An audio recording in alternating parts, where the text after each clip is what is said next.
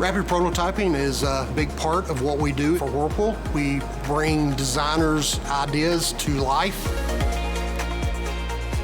If we're looking for a marketing piece, we want a good finish on that, we'll use SL process. For our SL printers, we have the Neo450 If we didn't have SL technology, you would have to end up paying for the tooling and get it, injection pressed, which takes a lot more time, a lot more money. The Neo450, we are using Somos Evolve. We use Evolve because the parts are a little bit more impact resistant, they're a little bit more durable. We do a lot of thin wall parts, or we do clips on these parts, so we need to be able to assemble everything together and the parts not break during assembly.